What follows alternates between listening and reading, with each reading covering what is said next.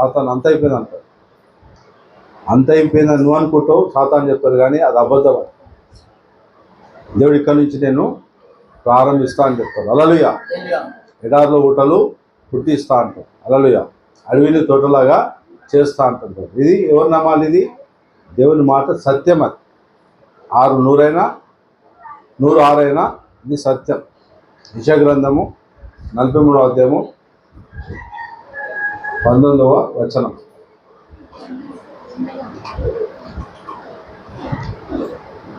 అందుకే పరిశుద్ధ గ్రంథం నీకు చదవచ్చినా రాకపోయినా ఈ గ్రంథం నీ చేతిలో, ఇదిగో నేను ఒక నూతన క్రియ చేస్తున్నాను, అది ఇప్పుడే అది మొలుచును, మీరు దాన్ని ఆలోచింపరా, నేను అరణ్యంలో త్రోవ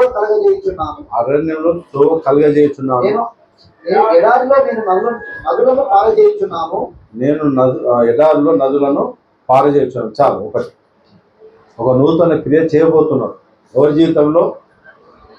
నా జీవితంలో, మన జీవితంలో, నీ జీవితంలో చేయబోతుంది. ఒక స్థాయికి వచ్చినావు. ఇప్పుడు ఈ స్థాయిలో కూడా నీకేమో అంత ఎడాలాగా అనిపిస్తుంది, ఫోటో అది ఏమంటారు అడవిలాగా అనిపిస్తుంది. ఆయన కూడా భయపడదు, నేను నీకు తోడని. ఇంతకుముందు నీకు నువ్వే ఉన్నావు. నీ బలమే నీ సమస్తం అనుకున్నావు, నీ ధనమే సమస్తం అనుకున్నావు, మరి నీ జ్ఞానమే సమస్తం అనుకున్నావు, నీ చుట్టిన జనమే సమస్తం అనుకున్నావు. అదేం పనిచేస్తలేదు. ఇప్పుడు నీవే నా సమస్తం అని దేవునితో చెప్తున్నావు కాబట్టి నేను చూసుకుంటా అంటున్నావు. హల్లెలూయా. బైబుల్ ఎక్కడన్నా చూడు కావాలంటే. వాళ్ళు ఓడిపోయి ఆ నిరాశ పుట్టినప్పుడు, అంత అయిపోయింది అనుకున్నప్పుడు దేవుని మొరపెట్టి రాదు. ఏం జరిగింది? దేవుడు వదిలిపెట్టిందా? మనిషి వదిలిపెడతాం, ఒక స్నేహితుడు వదిలిపెట్టవచ్చు, మన చెందిన వాళ్ళు చూడకపోవచ్చు, కానీ ఈ దేవుడు ఎప్పుడు కూడా నేను వదిలిపెట్టాడు. ఈ దేవుడు నీ కొరకు ఏం చేసిండా అంటే తన ప్రాణం మించి నిన్ను ప్రేమించి శిలువలో రక్తం కాచి ప్రాణం పెట్టి సమాజపడి తీర్లేసాయి. నీ కొరకు ప్రాణమే పెట్టిన దేవుడు నీ కొరకు ఏమని ఇవ్వడా? ఇస్తాడు.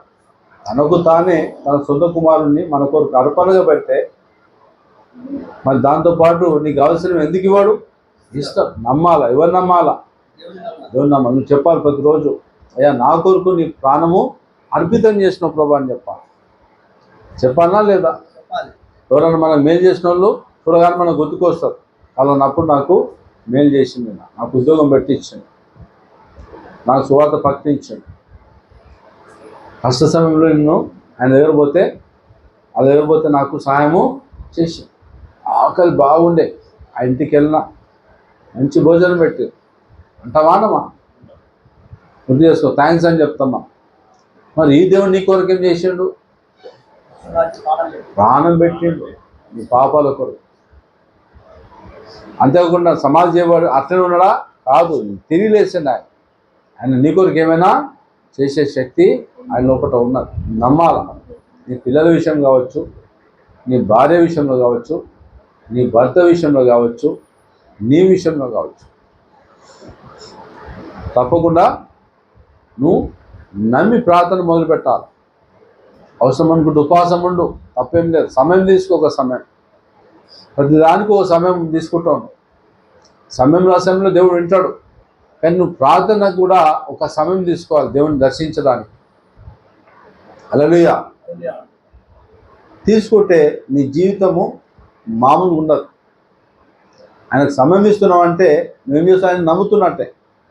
నమ్మి ఆయన దగ్గర పోతే ఒట్టిగా పంపిస్తాడా? ఒక మామూలు మనిషి పట్ల మానవత్వం మనిషిని ఒట్టిగా ప్రేమించాడు. ఒక ఇంటికి వెళ్తే నీళ్ళు ఇస్తారు, ఒక ఇంటికి వెళ్తే టీ ఇస్తారు, మరో ఇంటికి వెళ్తే ఇంత జ్యూస్ ఇస్తారు, వాళ్ళ స్థాయి తగ్గట్టు ప్రేమించిస్తారు. మన దేవుని దగ్గరికి వస్తే ఒట్టిగా పంపిస్తారు. నేను ఒట్టిగా అత్తుకున్నాడు అనుకో, నీ జీవితం ధన్యమైపోయినట్టు. అత్తుకోవాలి. ఎవరిని అత్తుకోవాలా? ఎవరిని అత్తుకోవాలి? ఏమన్నాడు యేసుప్రభు? మనతో ఉన్న సమయం తీసుకుంటాడు. దానికి సమయం మనకి 24 గంటలు ఇస్తున్న సమయం ఆయన్నే, కానీ అందులో ఆయనకి ఇవ్వాలి కదా. మనం ఇవ్వాలా చెప్పాలా? నువ్వు ఎంత బిజీగా ఉన్నా యేసుప్రభు విషయంలో నువ్వు బిజీగా అవ్వద్దు. ఎవరి విషయంలో నువ్వు బిజీగా తప్పులేదు, కానీ యేసుక్రీస్తు విషయంలో నువ్వు ఎప్పుడు కూడా బిజీ కావద్దు. తప్పకుండా బిజీ కానప్పుడు తప్పకుండా నీ జీవితంలో నేను గణపరచదు. తప్పకుండా నువ్వు ఇక్కడ వచ్చినావు, ఆయన ఘనపరచడానికి వచ్చాను నువ్వు. అంటే ఒక సమయం నువ్వు ఆయనకు త్యాగం చేసినావు, నువ్వు చేసినావా లేదా? ఆయన కొన్ని త్యాగం చేస్తే ఆయన ఒట్టి ఉంచుకోడు. ఆయన ఎవరికి కూడా రుణస్తుడు కాదు. బైబిల్లో చాలామంది ఆయా సందర్భంలో వారి అవసరతను బట్టి దేవుడు దర్శించాడు. పిల్లల అవసరతలు ఎవరు తీరుస్తారు? నీ అవసరత ఎవరు తీరుస్తాడు? మన అవసరత మన దేవుడే తీరుస్తాడు. యేసుప్రభు తీరుస్తాడు. గుర్తుపెట్టుకో, చెప్పు, నీ అవసరత ఎవరు తీరుస్తారు? యేసుప్రభు తీరుస్తాడు. నీ దుఃఖాన్ని నాట్యంగా ఎవరు మారుస్తారు? చెప్పు, యేసుప్రభు మారుస్తాడు. నిన్న సజీవుడైనా నీకోటి మరణించిన కానీ ఇదిగో నేను తిరిగి మూడో లేచిన యుగ సమాప్తి వరకు నేను ఏమైనా సజీవునై ఉన్నాను. భయపడవద్దు.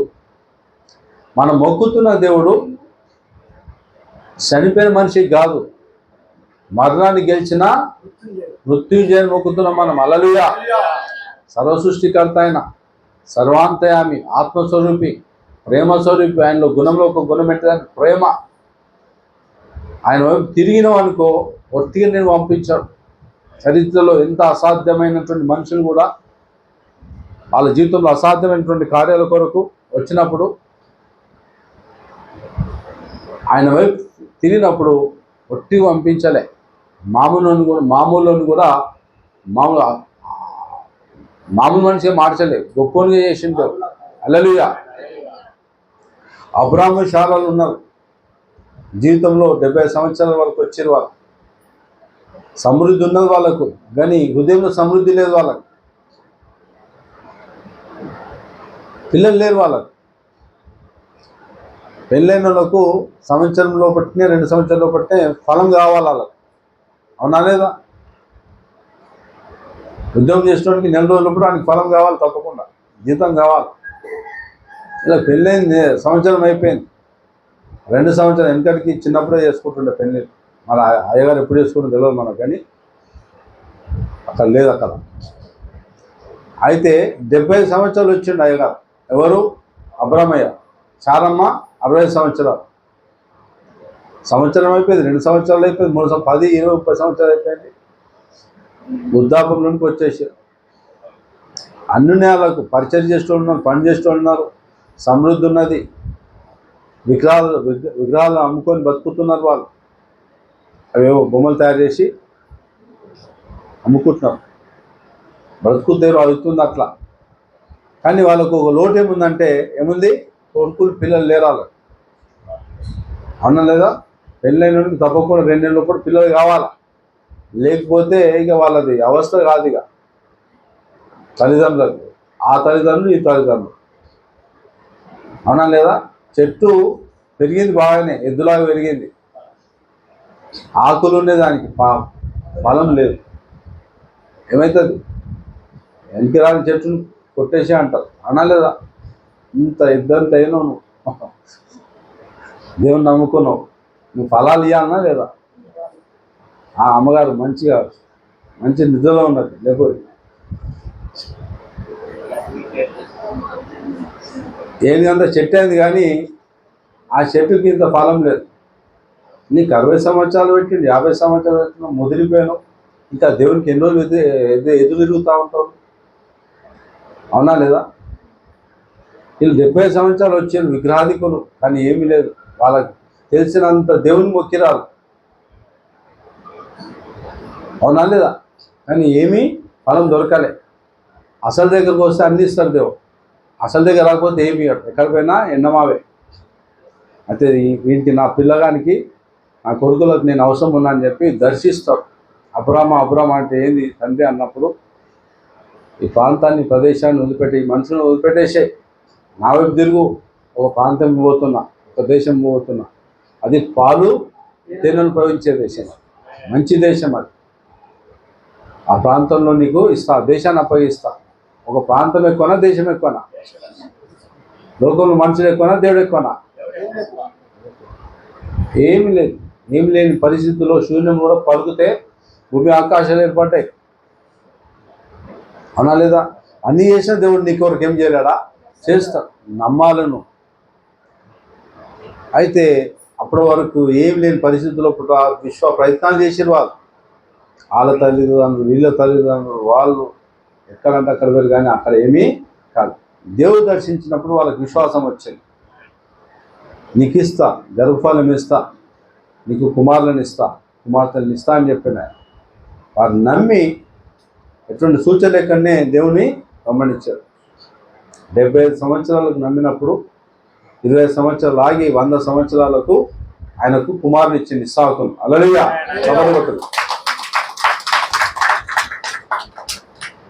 బైబుల్లో రాను ముందు యోగాలు బతికేటట్టు ఇచ్చిన మనిషి అవిధేత వల్ల పాపం వచ్చింది. పాపం నుంచి నరుని ఆయుసు తక్కువైపోయింది.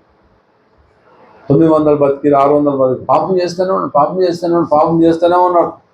చేస్తా దేవుడు ఏం చేసినంటే చార్జ్ చేస్తా అని చెప్పి నరుని ఆయుసు 70 సంవత్సరాలు, అధిక బలం ఉంటే 80 సంవత్సరాల వరకు తీసుకొచ్చాడు. ఆయన భక్తుడే రాసిన మాట. రాసిన భక్తునికి ఎంత ఆయుసు ఇచ్చిండో తెలుసా? ఇంచుమించు 120 సంవత్సరాలు ఆయుసు పొడిగించి గొప్ప వాడుకున్నాడు ఆ భక్తుడు. సభలు 70 సంవత్సరాలకు దేవుని దర్శించాడు.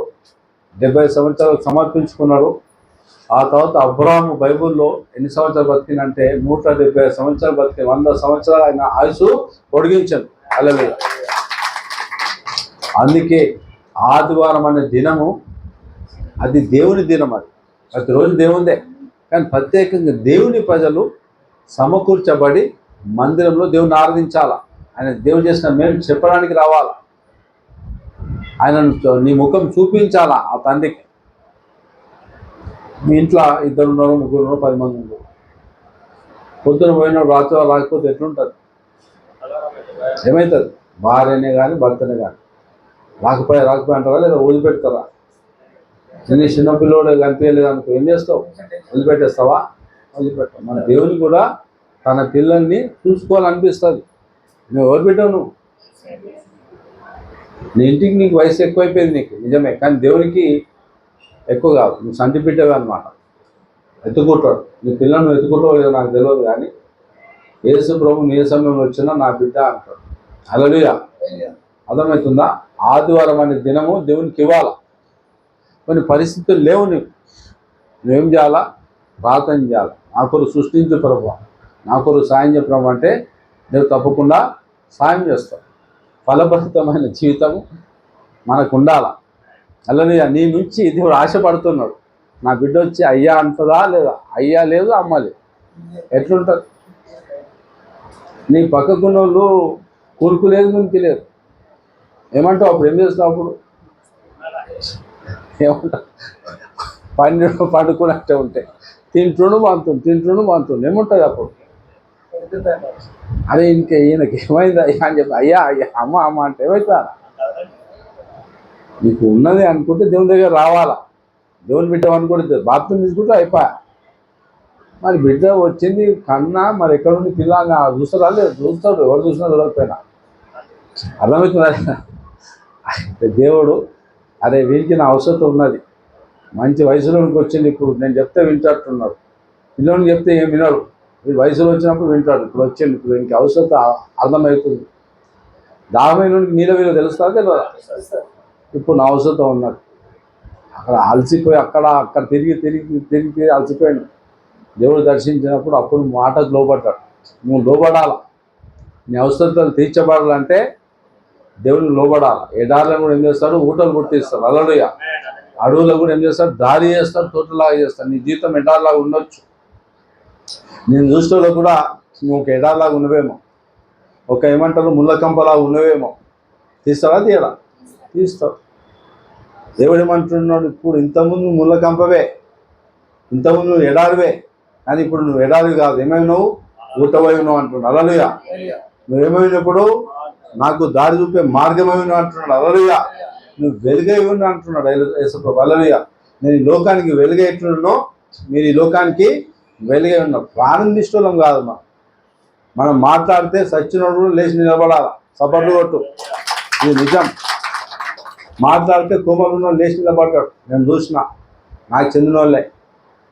అర్థమవుతుందా లేదా? మాట్లాడితే చిన్న ప్రార్థన చేయించిన అంతే. దాని కొరకు అక్కడ పో ఇక్కడ పో అని చెప్పి ఉన్న పాటనే కోమలో ఉన్నాడు మనిషి. జీవం పోయి అని అడగమ్మా నీ భర్త కొరకు, అందరు చచ్చిపోతాం అని చెప్పేసారు. ఇక ఒకడు పెట్టేది ఉంది, సమాధిలో పెట్టేది ఉంది తొట్టిలో, తోట దాంట్లో అంతే.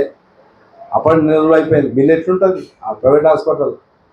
లక్షలు అయిపోతుంది అన్నా లేదా? అప్పటి లక్షలు అయిపోయింది. వాళ్ళు జర అంతో ఇంతో వాళ్ళ అన్నదమ్ములు జర ఉన్నారు కాబట్టి పెట్టారు. లాస్ట్గా ఏం పెడతారు, అయిపోయింది, చల్లం లేదు మనుషుల పూట, తీసుకుపోయి అంటే లైన్ కట్టి ఆ లైన్ నేను ఒక వ్యక్తిని, నాకు సమీప బంధువురాలు పోయి ఒక్క మాట చెప్పిన అంతే. ఎవరున్నా లోపల వేసుకోకున్నారు. అలాగే తెలుసు నాకు, ఏమన్నా వస్తున్నాయి, నేను కొత్త పెళ్ళైంది. ఇట్లా చెప్తూనే ఉన్నా, నా కన్ను ముందు ఆ మనిషి ఇంత మీదకి ఎగిరిండు. చందం లేని వ్యక్తి ఇట్లా అంటే కూడా కొమ్మలు ఉన్న వ్యక్తుల దగ్గరికి ఏం చేస్తారు, గిచ్చుతారు, కొడతారు, లేవరు. తాగుతున్నాం ఇట్లా మలుతున్నాం, కానీ వీళ్ళు అసలే లేవరు. ఆ పరిస్థితుల్లో పుట్ట ఏసయ్యా నన్ను కనికరించి నా భర్తకు జీవం పోయి అన్న అంతే. బయట కూడా నోరు తెరవలే. నేను ఇట్లా చెప్తూనే ఉంటే ఇట్లా నోరు విప్పి చెప్తూనే ఉన్నాను అంతే. అంతలోపు లేచి ఇంత మీద పడక మీద నుంచి లేచి బయటకు వచ్చి కళ్ళు తెరిచి నా కళ్ళ ముందే తర్వాత వారంలో కూడా బయటకు వచ్చి తిరిగింది, సాక్ష్యం చెప్పింది. హల్లెలూయా. ఇది సత్యం. జీవాధిపతి నీతో ఉన్నాడు. యేసు ప్రభు అసాధ్యం అంటూ భూమి మీద ఏది లేదు. టెర్రరిస్టులు మారిరు, నరహంతకులు మారిరు, దొంగలు దోపిడీలు మారిరు. నిజంగా సత్యం చెప్తున్నా. ఇట్లా గన్ పట్టుకుంటే ఇట్లా బుల్లెట్ బయటికి వెళ్ళిందంటే వందల మంది చంపిన వాళ్ళు కూడా మారిరు. నక్సలైట్లు, టెర్రరిస్టులు. హల్లెలూయా. వీడు మారనే విషయం లేదు. వాళ్ళకు మారలేను, నిజమే. నాకు నేను మారలేను, నీకు నువ్వు మారలేను, నీ భర్తను మార్చలేవు, నీ భార్యను మార్చలేవు, నీ పిల్లలను మార్చలేవు ఒక సమయం వస్తే. కానీ దేవుని దగ్గర ఉన్నది సత్తా ఉన్నది, మార్చే అంత సత్తా ఉన్నది. హల్లెలూయా. ఒక్కటి నువ్వు నమ్మి ప్రార్థన చేయి అంతే.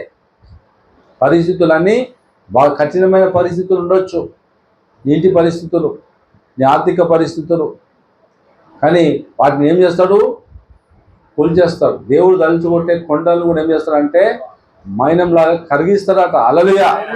కొన్ని దేశాలు ఉన్నాయి, అక్కడ కొండలు కూడా ఏమవుతాయి, కరిగిపోతుంటాయి. మంట వస్తుంది, కరుగుతూ ఉంటుంది, కరుగుతూనే ఉంటుంది. ఎట్లా నీళ్లు వారినట్టు అది ఆ కొండలు గుట్టలు కరుగుతా. అందులో వెండి ఉంటుంది, అందులో ఏమంటుంది, ఇనుము ఉంటుంది, రాగి ఉంటుంది, అన్నీ ఉంటాయి.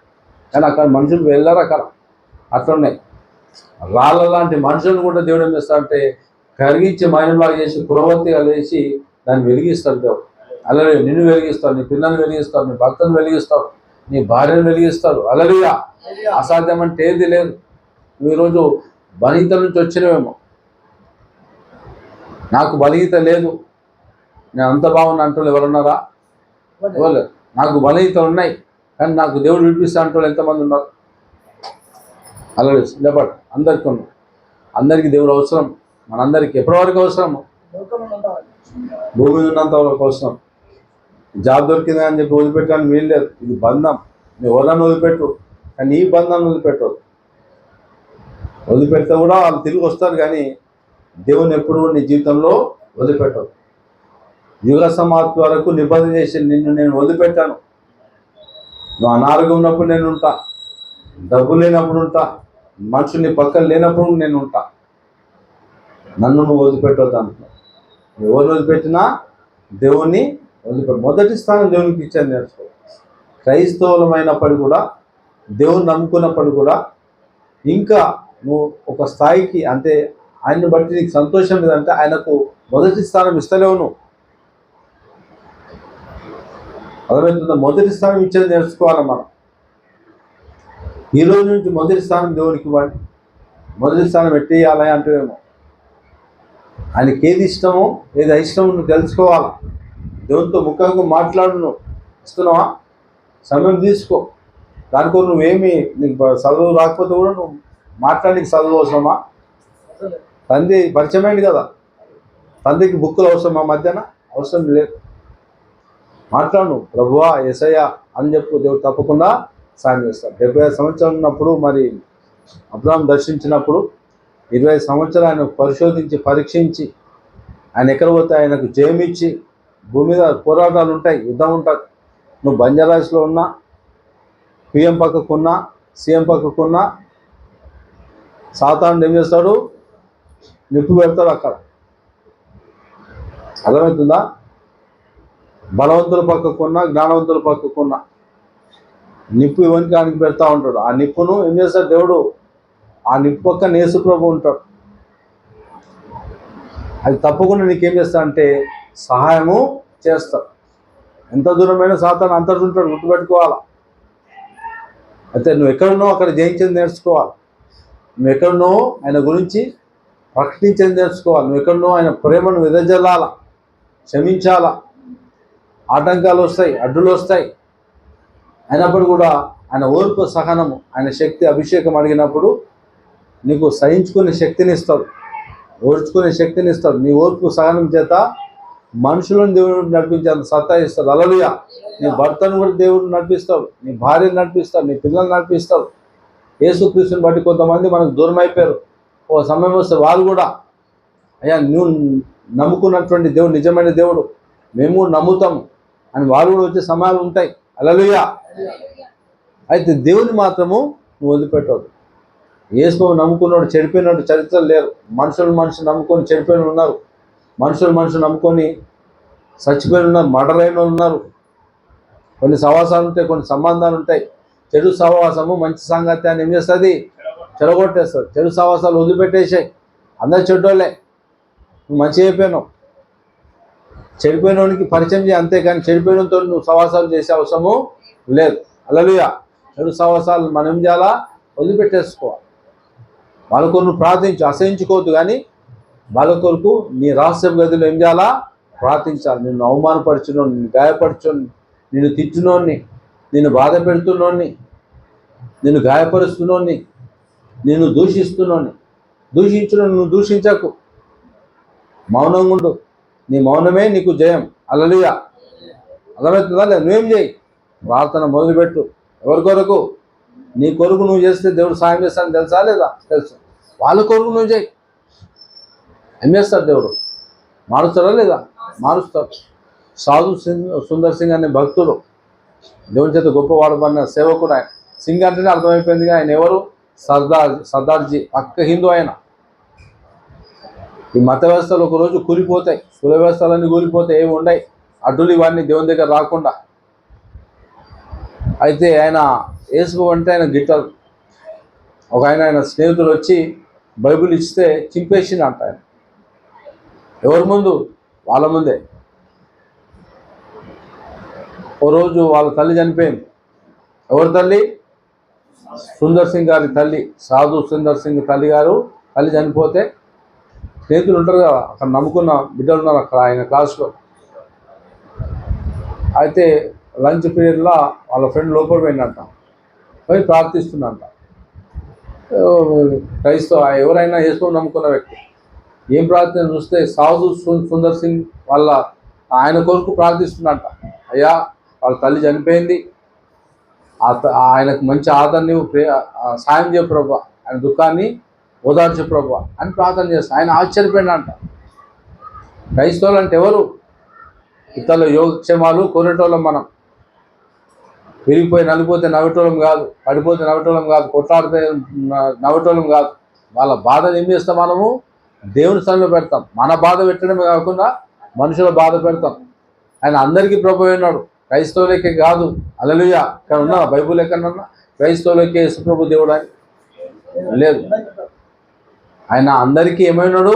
ప్రభు అయినాడు. కాబట్టి ఈరోజు నేను ఒకప్పుడు నాకు కాదన్న దేవునికి ఈరోజు నా దేవుడు అని నేను మొక్కుతున్నా. సపోర్ట్ కూడా. నిన్నగాక మొన్న సృష్టికర్త పెట్టి సృష్టిని పూజించడం చాలామంది ఇక్కడ నుంచి వెళ్ళారు. వాళ్ళకు కూడా ఏమైనాడు? ఆయన దేవుడై ఉన్నాడు. ఆయనని కాదని దీన్ని మొక్కుతున్నారు. కారణం ఏంటిది? వారు అమాయకత్వంలో ఉన్నారు. వాళ్ళు ఇటువంటి అమాయక జనాంగాన్ని మార్చు ప్రభు. నేను ఒకప్పుడు ఆ గుంపులో వెళ్ళి డిస్కోలు చేసినోని, డ్యాన్సులు చేసినోని, పరువులు తీసినోని, పాపం చేసినోని. కానీ ఈరోజు ఇక్కడ ప్రార్థించే భాగ్యం నాకు ఇచ్చాను. ఏ భక్తుని ప్రార్థన నేను రోజు ఇక్కడ ఆయన నామాన్ని ప్రకటిస్తున్నా. మన ప్రార్థన కూడా వాళ్ళను మార్చేస్తుంది. అలాగే ఆ గుంపును మార్చేస్తుంది, ఆ సమాజాన్ని మార్చేస్తుంది, ఆ పురుషులు బిడ్డలు మార్చేస్తారు. దేవుడు చెప్పాడు వాళ్ళందరినీ ఇక్కడ డైవర్ట్ చేస్తారు ప్రభు చెప్పింది. దేవుడు చేస్తారా? చేయడా? చేస్తారు. ఈ అంత దినాల్లో ఏం చేస్తాడు దేవుడు? ఒక ప్రవాహం వల్లే మనుషులంతా కొట్టుకొని వస్తారట. యెషయా గ్రంథము 2వ అధ్యాయం 2వ వచనం గుర్తుపెట్టుకోవాలి. అంత్య దినములలో పర్వతం పైన యోవ మందిర పర్వతము శిఖరం స్థిరపరచబడి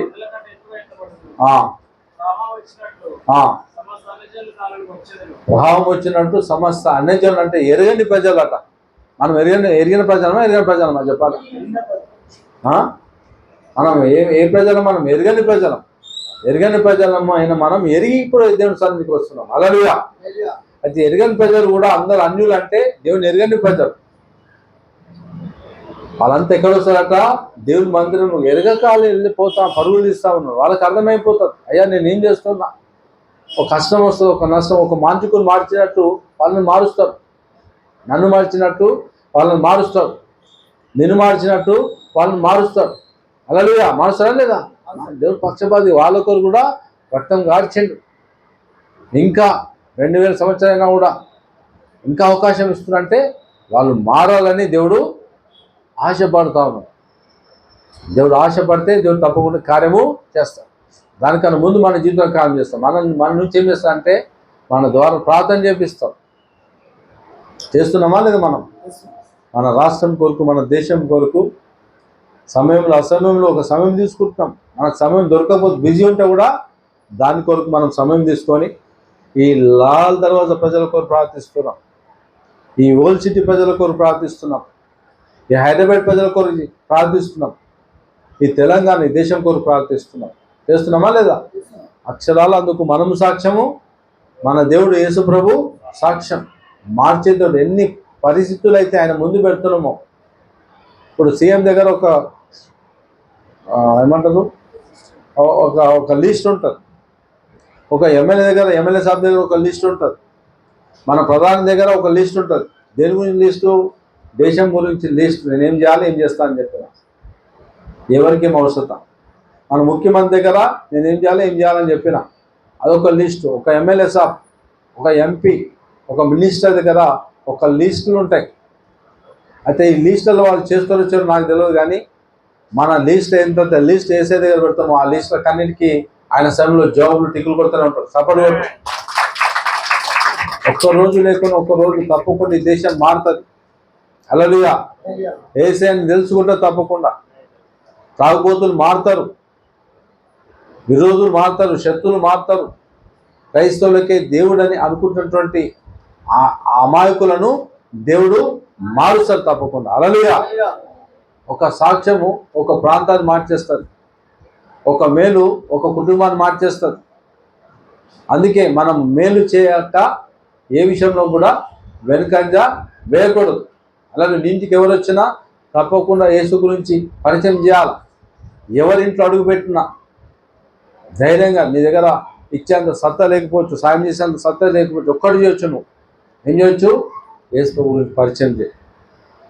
నా దగ్గరకు వచ్చేటోళ్ళకి తప్పకుండా చెప్తా. నేను ఎక్కడ పోయినా యేసు గురించే ఫస్ట్ ఇదే. ఈ తర్వాత నా నుంచి ఏదన్నా రవంతా హెల్ప్ చేసేది ఉంటే చేస్తా, తర్వాత మాట అది మాట. కానీ తప్పకుండా యేసు గురించి చెప్పాలి. నువ్వు నీ ఇంటిలో ఒకరికి నీళ్ళు ఇవ్వాలంటే నీ ఇంటిలో ఇప్పుడు ఏముండాలి? నీ కుండ లోపట నీళ్ళు ఉండాలా, నీ ఫ్రిడ్జ్లో నీళ్ళు ఉండాలి, చల్ల నీళ్ళు నీ ఫ్రిడ్జ్లో నీళ్ళు ఉండాలి. నువ్వు ఇతరులకు యేసు గురించి చెప్పాలంటే నీ జీవితంలో యేసు ఏం చేసిండు అనే గుర్తులు నీకు ఉండాలి, జ్ఞాపకాలు ఉండాలి. అంటే రోజు ఏం చేయాలి? నువ్వు కృతజ్ఞతమై ఉండాలా, ఆయనకు రుణపడి ఉండాలా. వాళ్ళని వస్తే 10 మంది వస్తే నీ జీవితం ఏం చేసిందని చెప్పేటట్టు ఉండాలా. ఇంకో 10 మంది వస్తే పక్కోళ్ళకి ఏం చేసిండో నువ్వు చెప్పేటట్టు ఉండాలా. నేను ఈ ఊరి కోరు చెప్పగలుగుతా, ఈ రాష్ట్రం కోరు చెప్పగలుగుతా, ఈ దేశం కోరు చెప్పగలుగుతా, సంఘం కోరు చెప్పగలుగుతా. నేను దేవుడు ఏం చేసిండు, ఏం చేస్తున్నాడు. హల్లెలూయా. అయితే నువ్వు చెప్పేటట్టు ఉండాలి. నా కొడుకు సాయం చేస్తాడు, నా బిడ్డకు సాయం చేస్తాడు, నా తండ్రికి సాయం చేస్తాడు, ఈ దేశానికి సాయం చేస్తాడని సత్తా నీ దగ్గర ఉండాలి. చేస్తాడా లేదా? ఒక మనిషికి సాయం చేయడం ఎంత సులువో దేవునికి, ఒక మనిషికి దేవుని కూడా ఒక దేశానికి సాయం చేసేంత సులువు ఆయన దగ్గర ఉన్నది. హల్లెలూయా. మనుషులకు అసాధ్యం కావచ్చు, అంత అయిపోయింది. యవన ప్రాణం పిల్లలు లేకపోతే సత్య సమయంలో ముసలికి పిల్లలు కొడుతుందా? ఆ సమయంలో కూడా ఈ ముసలి వృద్ధుని ఏమంటారు అంటే యవనస్తుని చేస్తుంది నేను నా వైపు చూసుకోవడానికి ఏమొస్తుందట నూతన శక్తి నూతన బలం హల్లెలూయా. ఇట్లా ముదిరిపోతే కూడా నువ్వు దేవుడు దర్శిస్తే మంచిగా వెలుగు నీ మీదకి వచ్చేస్తావు. ఏ ఫెయిర్లో పెట్టుకోకుండా చూడు కావాలంటే యెషయా గ్రంథము 40 అధ్యాయము 31 వచనం. ఆయన వైపు చూడాలి. నీ దృష్టి ఎక్కడ పెట్టాలా? అమ్మ ఎక్కడ పెడతావు నువ్వు? చెప్పరి ఎవరైనా పెడతావు? ముదిరిపోయిన చెట్టు కూడా ఏమిస్తాడు దేవుడు? చిగురింపజేసి ఫలాలు ఇస్తారు. యువకులకు ఎదురుచూచువారు నూతన బలం పొందుదురు. ఏమో యువకులకు ఎదురు చూసేవారు. ముసలిలా యవనసులు చెప్తలేడు. నువ్వు దేవుని వైపు చూడు, నీకు నూతన బలం ఈరోజు ఏమి ఇవ్వబోతున్నాడు? దేవుడు ఇవ్వబోతున్నాడు నూతన బలం, నూతన శక్తి, మంచి మనసు, మంచి ఉదయం, మంచి తలంపులు, మంచి ఆలోచనలు, మంచి ప్రణాళికలు, మంచి ఉద్దేశాలు దేవుడు కలిగి ఉన్నాడు. ఆ ఉద్దేశాలను నడవాలి అంతే. అనుకుంటున్నావు ఇంతే అనుకుంటున్నావు. దీన్ని ఏం చేస్తా అంటున్నాడు? విస్తరింపజేస్తా అంటున్నాడు. హల్లెలూయా. ఇక్కడ ఎవరున్నారు? ఎవరన్నా చెప్పరు? యేసు ప్రభు ఉన్నాడు. నువ్వు ఉన్నది ఎంత శ్రేష్టమో, ఎంత సత్యమో దానికి వేంతలు ఇక్కడ యేసు ప్రభు మన మధ్యన ఉన్నాడు. మనం ఆరిస్తున్న గాలికి కాదు, ఈ ఏమంటారు చుట్టినటువంటి గోడలకు కాదు, మనం ఆరిస్తున్నది నిజమైన దేవుని. ఆయన తప్పకుండా నీకు సాయం చేస్తాడు. ఇది ఎవరికి మాట్లాడుతున్నాడు? యేసు చెప్తున్నాడు వారు నీకు తప్పకుండా సాయం చేస్తాడు. ఏం సాయము? నీ పిల్లలు లేరేమో, ఇస్తాడు, అది మామూలే. చదువు లేవేమో, ఇస్తాడు, అది మామూలే. డబ్బు కొరత ఉందేమో, దేవుడు దీవిస్తాడు, అది మామూలే. హల్లెలూయా. ఇంకా దీని నుంచి నీకు ఏ బాధ ఉందో ఆ బాధ అంతా ఏం చేస్తాడు? తొలగించేస్తాడు దేవుడు. చదువుకోలేదు అయితే ఆయన వైపు చూడాలను. ప్రతి సమయంలో కష్టం వచ్చింది, ఎవరు నాకు సాయం చేస్తారు? ఎవరు నీకు సాయం చేయరు? ఎవరు చేస్తారు? దేవుడు చేస్తారు. మనుషులు నమ్ముకుంటే కంటే ఎవరు నాశించే మేలు. రాజులు నమ్ముకుంటే కంటే ఎవరు నాశించిన మేలు. కొన్నిసార్లు మన దగ్గర డబ్బు ఉన్న డబ్బు మనకు జీవితాన్ని ఇవ్వదు, ప్రాణాన్ని ఇవ్వదు. చాలామంది కోటీశ్వరులు వాళ్ళ ప్రాణం అవుతుంటే అయ్యా ఎన్ని కోట్లు అంటే అన్ని కోట్లు ఇస్తే నా దగ్గర త్వరగా నాడుతున్నది. నాకు కొన్ని సంవత్సరాలు బతుకుంది దానికి డాక్టర్ ఏమంటారు? అమ్మా నేను ఆ స్థానం లేను, ఆ దేవునికే సాధ్యం అంటారు. హల్లెలూయా. కోట్లు నీకు జీవితాన్ని ఇవ్వదు, జీవాన్ని ఇవ్వదు, కానీ యేసు ప్రభు ఇస్తాం. హల్లెలూయా. నీ పాపాలు క్షమించే సత్త యేసు ప్రభు ఉన్నది, పాపను విడిపించే అంత సత్త యేసు ప్రభులో ఉన్నది. అయితే నూతన క్రియ చేస్తా అంటున్నాడు. ఒక కుష్ఠిరోగి రోజు రోజుకు అరుగుతాడు, కరుగుతాడు, కానీ ఆ సమయంలో కుష్ఠిరోగి యేసు ప్రభు ఆ నిశ్చితమైతే బాగు చేయాను. యేసు ప్రభుకు కుష్ఠిరోగికి ప్రేమ అంతా లేదు. ఊరు దూరమైంది, తల్లిదండ్రులు దూరమైంది, స్నేహితులు దూరమైనరు, లోకమంతా దూరం అయిపోయింది. అడవిలో పూట కూర్చోవాల, ఎవరన్నా ముష్టేస్తే తీసుకొని తినాలి, అంతే. ఆయన బతుకు అట్లా అయిపోయింది. ఆయన వాసన ఆయన కూడా తీసుకోలేని పరిస్థితిలో ఉన్నాడు. ఆయన కరిగిపోతున్నది. ఎక్కడ చూసినా రక్తము, ఎక్కడ చూసినా ఏమంటారు చీము కరుగుతుంది, వస్తుంది. ఆ పరిస్థితిలో పూట ఆశ కోల్పోయాడు. సత్తే బాగుంటుంది అనుకున్న పరిస్థితుల్లో పూట యేసు ప్రభు ఉంచిన సత్యం విన్నప్పుడు ఆయనకు విశ్వాసం వచ్చింది. ఇంత వాళ్ళు ఏమొస్తుంది? నీకు ఇప్పుడు ఏమొస్తున్నది? నీ జీవితంలో ఎదుర్కొని దేవుడు సాయం చేసేంత సత్తా ఉందా లేదా? ఉన్నది. నీకు విడుదల ఉన్నది, నీకు దీవెన ఉన్నది, నీకు ఆశీర్వాదం ఉన్నది. దేవుని బట్టి ధైర్యం తెచ్చుకో. ఈరోజు సాయం చేస్తాడు. ఆయన వదిలిపెట్టదు.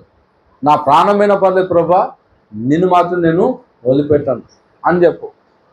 ఆయన కొరకు ప్రాణం వదిలిపెడతాను. నీకు ప్రాణాన్ని, జీవితాన్ని ఇస్తాడు దేవుడు. 100 సంవత్సరాలు పొడిగించండి, 70 సంవత్సరాలు ఉన్నటువంటి వృద్ధునికి కొడుకునిచ్చిన ఆ కొడుకు సంతానమే రాజులు వెళ్ళిరు, రాణులు వెళ్ళిరు, మేధావులు వెళ్ళిరు, సైంటిస్టులు వెళ్ళిరు.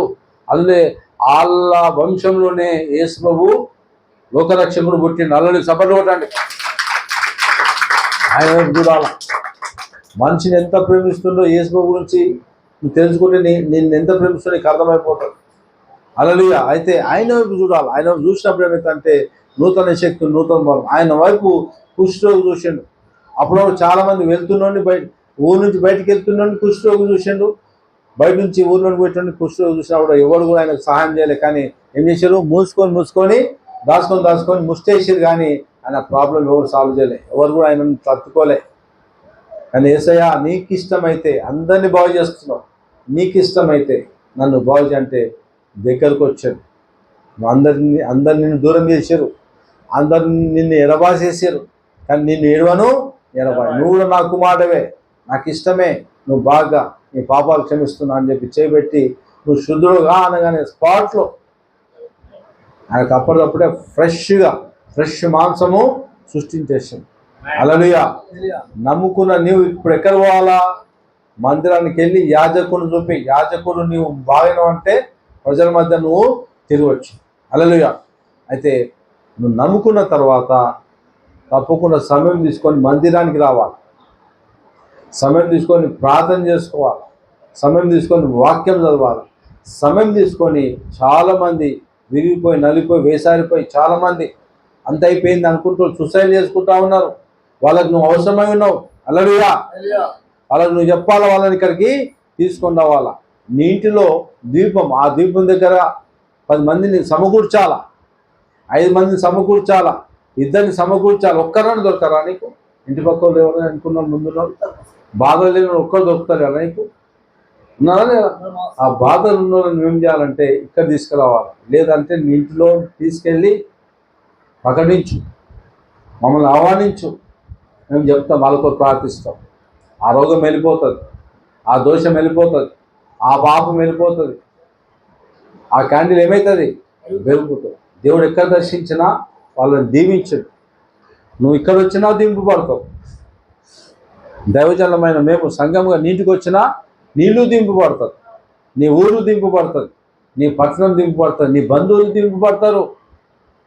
యేసు ప్రభువుని చెప్పడానికి ఎవరికి భయపడవద్దు, తాగనీకే సిగ్గుపడు, పాపం చేయనీకే భయపడు. కానీ యేసు ప్రభు గురించి ఆయన నా రక్షకుడు, ఆయన నా దేవుడు అన్నికే నువ్వు సిగ్గుపడవద్దు, భయపడవద్దు. హల్లెలూయా. నువ్వు తెరువు, నీ ఇంటి ద్వారం తెరిచి నీ ఇంటి పక్కన మెలువు, చెప్పు. వాళ్ళకు అవసరం అనుకుంటే మేము కూడా వచ్చి వాళ్ళకి చెప్తాము, ప్రార్థిస్తాం. అప్పుడు ఏమవుతుంది? నువ్వు 10 మందికి వెలుగిచ్చేదాని అవుతావు, వెలుగిచ్చినోడు అవుతావు. హల్లెలూయా. కుటుంబాలు కూలిపోతున్నాయి, కుటుంబాలు కడతాడు యేసుప్రభు. భార్య భర్తల మధ్య సమాధానం లేదు, కానీ యేసుప్రభు ఎక్కడైతే ఉంటాడో సమాధానం ఇస్తాడు. ప్రాంతాల మధ్య సమాధానం లేదు, మనుషుల మధ్య సమాధానం లేదు, కానీ యేసుప్రభు ఎక్కడే పోయినవాడు ఏం చేస్తాడు? నీకు సమాధానం ఉండగాకంట. యేసుప్రభు సమాధానం అంటాడు, కొట్లాటలు ఉంటాయా? సమాధానం యేసుప్రభు ఎక్కడైతే ఉంటాడో అక్కడ శాంతి సమాధానం ఉన్నది. ఇంతకుముందు ఈ ప్రాంతం అంతా భయంకరమైన ప్రాంతం ఇది. ఓల్డ్ సిటీ అంటే అంతా మర్డర్ అవుతుండే. నేను నమ్ముకోక మునుపు 90 వరకు అయితే భయంకరమైన మర్డర్స్ జరిగినాయి. ప్రతి 3 నెలలకు 6 నెలలకు మనుషులకు నెమ్మది ఉండకపోతుంటే నమ్ముకున్న తర్వాత ఒక్కటి ప్రేర్ చేయడం మొదలుపెట్టాం. ప్రాంతంలో సమాధానం, శాంతి, నెమ్మది అంటే మర్డర్లను ఆగిపోయి ఈరోజు స్వేచ్ఛగా ఈ ప్రాంతం తిరుగుతున్నాం. 8-9 అయితే బయటోడికి రాకపోతుండే, ఈ ప్రాంతంలో అడుగుపెట్టకపోతే. ఓల్డ్ సిటీ అంటే భయం. ఇప్పుడు అందరూ ఓల్డ్ సిటీలో బయట నుంచి కూడా చార్మినార్ వస్తున్నారు, గోల్కొండ వస్తున్నారు, లాల్దర్వాజ వస్తున్నారు. కొన్ని రోజులైతే మన సంఘాన్ని కూడా వస్తాం. సబరు కూడా నమ్మాల. అర్థమవుతుందా? అందరికీ గూడు యేసుప్రభువే. ప్రతి పక్షికి ఒక్కో పక్షికి ఒక గూడు ఉంటుంది, కానీ అన్ని రకాల ప్రజలకు యేసుప్రభు తన ఏమైనాడు? ఆశ్రమమై ఉన్నాడు. నూతనపరుస్తాడు సమస్తం. ఎడారిలో కూడా ఊటలు పుట్టించిన దేవుడు నీ జీవితంలో కావాల్సిన సహాయము అందిస్తాడు. మరి రకరకాల మనుషులు, కొంతమంది శత్రువు భయంతో, శత్రువులు భయపెట్టిస్తూ ఉంటే వాళ్ళు ప్రార్థన చేస్తే శత్రువులను తరిమి కొట్టిండు. శత్రువు ఎవరైతే వాళ్ళ మీద దాడి చేయడానికి వస్తారో శత్రువులను వెనుక తరిమిండు. అంతేకాకుండా వాళ్ళ పిల్లలే వాళ్ళని చంపేటట్టు చేశాడు. అల్లలు సబర్లు కూడా. శత్రువుతో యుద్ధం చేసే అవసరం లేదు. అర్థమవుతుందా లేదా? శత్రువులను దేవుడు చూసుకుంటాడు. నువ్వు ప్రార్థిస్తే శత్రువులు మిత్రులు చేస్తారు, లేదంటే తీయేస్తారు, అంతే పారదోలుతారు. భయపడే అవసరం లేదు. కానీ నువ్వు చేస్తున్న పని మంచిదా కాదా, నువ్వు ఆరాధిస్తున్నది సరిగున్నదా లేదా, నువ్వు ధైర్యంతో ఉండు, ముందు సాగిపో, తప్పకుండా కార్యము చేస్తారు. గుడ్డోడు కళ్ళు తెరిచిండు, అప్పుడు చేసిన దేవుడు ఈరోజు కూడా శరీర సంబంధమైన స్వస్థతలు ఉన్నాయి. నువ్వు చెప్పు, యేసుప్రభు చేసినా లేదా? ఆత్మ సంబంధంగా బాగు చేసిండు, శరీర సంబంధంగా బాగు చేసిండు. ఆది అపోస్తులు ఎవరు? యోహాను, పేతురు మందిరంలో పోతుంటే పీల కాళ్ళతో ఉన్నటువంటి మనుషులను వాళ్ళు ఏమన్నా ఇస్తారేమని చెప్పి విచారిస్తే, అంటే నా యుద్ధ వెండి బంగారం లేదు, కానీ నాకు కలిగిందే ఇస్తున్నా, రెండు యేసుక్రీస్తు లేచి నిలబడాలి సార్, నిలబడకుండా ఆయన శక్తి పొందుకొని పరులు తీసి ఇంచుమించు కొన్ని 4,000 మంది 5,000 మంది బాప్తిసాలు తీసుకున్నారు. హల్లెలూయా. ఒక అద్భుతం ద్వారా రక్షణ కార్యాలు జరగాల. హల్లెలూయా. మరి దేవునికి సమస్తము సాధ్యమే. ఎవరి విషయంలో సాధ్యము? నీ విషయంలో, నీ పిల్లల విషయంలో, సంఘంలో, సమాజంలో, వ్యాపార విషయంలో, ఉద్యోగాల విషయంలో, దేశ విషయంలో. దేశం అట్లా ఉంది ఇట్లా కాదు. దేశ ప్రధానుల కొరకు, రాష్ట్ర ప్రధానుల కొరకు, పట్టణ ప్రధానుల కొరకు, చుట్టిన జనం కొరకు నువ్వు ప్రార్థన చేయి. మారుతారు. ఒకప్పుడు ఒక 20 ఏళ్ళ క్రితము ఇక్కడ అప్సర్ అటాకిస్తూ మెనక్ అటాకిస్తూ ఉండే. ఇక్కడ ఎంతమంది తెలుసు అప్సర్ మెనక్ అటాకిస్తూ తెలుసు? అందరు బాగున్నారు. అయితే 9-8 అయింది అనుకో, అక్కడ గుణామ కొట్లు ఉంటుండే గల్లీలలో, మరి సార కొట్లు ఉంటుండే, ఈ కలు కంపౌండ్ ఉంటుండే, బ్లాక్లో ఉంటుండే. ఏందైతే జాలీగా బాటలు వలిగిపోతుండే, జుట్టు పట్టుకుంటుండే, ఫ్రెండ్స్ బంధువులు, శబ్దాలు ఫుల్ శబ్దాలుగా, పోలీసులకు ఫుల్ బిజీగా. అటువంటి పరిస్థితి ఇప్పుడు నెమ్మదిగా ఉన్నది. ఎవరేసింది ఇది? ఇతరుల కొరకు ప్రార్థిస్తే నెమ్మదిస్తే. నీ కుటుంబంలో నెమ్మది నువ్వెందుకు అడగవు? మీ పిల్లల కొరకు నెమ్మది ఎందుకు అడగవు? నీ ఉద్యోగంలో నెమ్మదికి ఎందుకు అడగవు? అవునా? మన సంఘంలో నెమ్మది ఎందుకు అడగవు? సమయం తీసుకోవాలి. కేవలం దైవజనులు ఉంటారు, దైవజనులు కాదు, మా కొరకు కాదు, అందరి కొరకు వేసుకోకుండా, అందరి కొరకు సంఘం ఉన్నది, అందరి కొరకు ప్రార్థన ఉన్నది, అందరి కొరకు పరిచర్య ఉన్నది. హల్లెలూయా. పాలు ఇచ్చినట్టు ఇస్తాడు దేవుడు, పంచిస్తాడు. నువ్వు పరిచయంలో పాలు పొందుకో, దేవుడిని తప్పకుండా దేవుడు దీవిస్తాడు. దేవుడు ఈ మాటలన్నీ దీవించి ఆశించి నువ్వు గొప్ప జనక కనుమ